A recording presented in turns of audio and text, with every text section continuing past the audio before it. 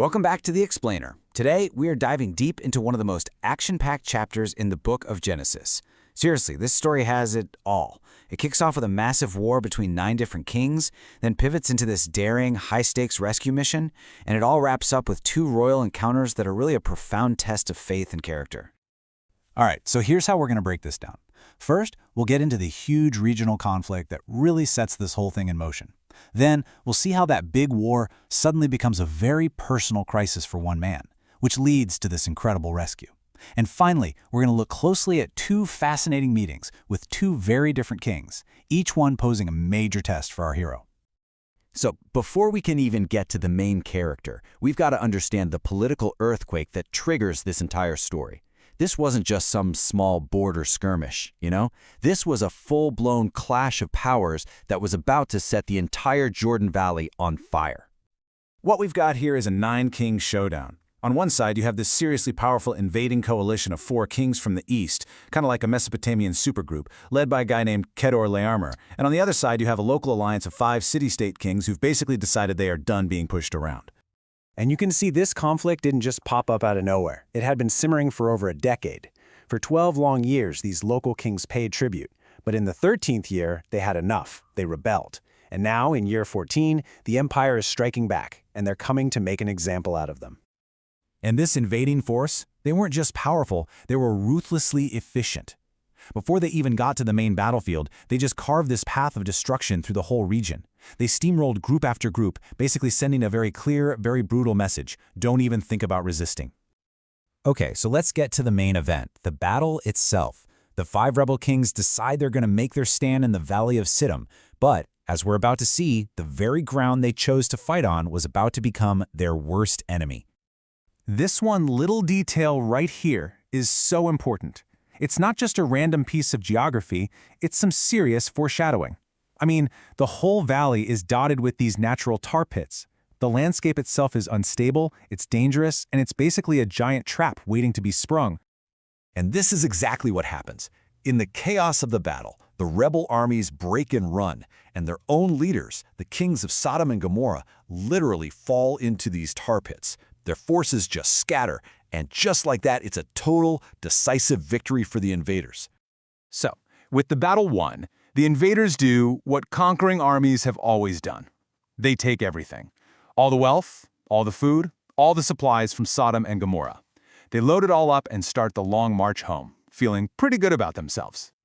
Okay, but here's where the whole story takes a very sharp turn. Because among all the spoils of war, it wasn't just gold and grain, it was people. And one of those people completely changes the focus of this story, turning a huge regional war into a deeply personal mission. This is the one question that changes everything. See, in all their plundering, the victorious army made one critical mistake. They took someone who had a very, very powerful relative, a man who valued his family more than his own safety. They took Lot, Abram's nephew.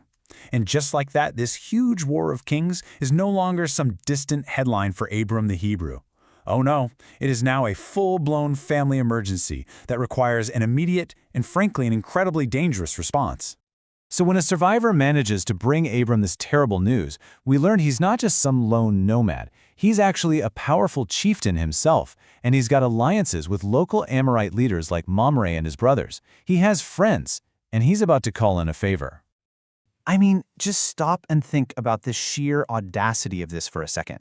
The army of 4 victorious kings probably numbered in the thousands. And Abram's response? He musters a private security force of just 318 trained men from his own household. This isn't a long shot. This is borderline suicidal. So how in the world could a tiny force like that even stand a chance? Well, Abram wasn't counting on winning a head-to-head battle. He was counting on speed, strategy, and the element of surprise to turn the hunters into the hunted. And his plan is just brilliant military tactics. It unfolds in 3 stages. First, a hard and fast pursuit to catch the enemy while they're celebrating and their guard is down. Second, he divides his tiny force for a surprise attack at night, hitting them from multiple sides at once. And third, he doesn't just win, he pursues them relentlessly to make sure they can't regroup. And the result was a shocking, total success. Abram didn't just get his nephew Lot back, he recovered everything. all the stolen goods, Lot's possessions, the women, and all the other people who'd been captured. In a single night, he completely flipped the outcome of the entire war. So Abram is returning, the conquering hero, and on his way back, he's met by two very different kings. This first encounter is one of the most mysterious and spiritually significant meetings in the entire book, and it really sets the stage for the final test to come. This guy's name is Melchizedek. He is the king of a place called Salem, which means peace, but he's also a priest of God Most High. Now this title is fascinating because in a world full of local gods, Melchizedek acknowledges this one supreme universal God. And he doesn't come with demands. He comes with bread and wine, these ancient symbols of honor and blessing. Now listen closely to what Melchizedek's blessing does. He immediately frames Abram's incredible military victory not as a result of brilliant tactics, but as an act of God.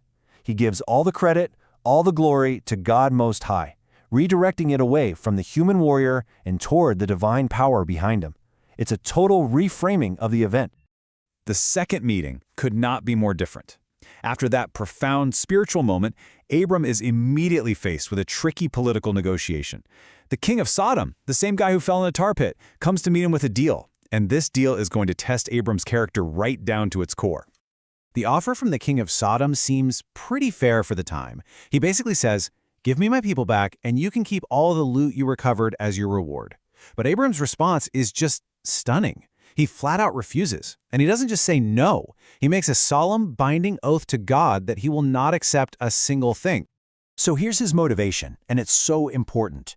By refusing the spoils, he's making a radical public statement. He will not allow any human king, especially not the king of a corrupt place like Sodom, to ever say, "I'm the one who made Abram rich."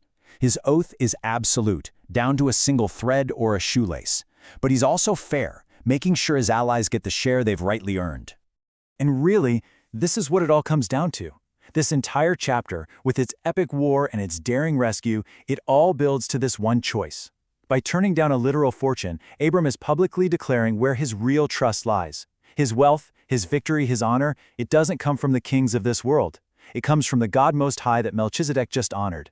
It was the ultimate test of faith, and he absolutely nailed it.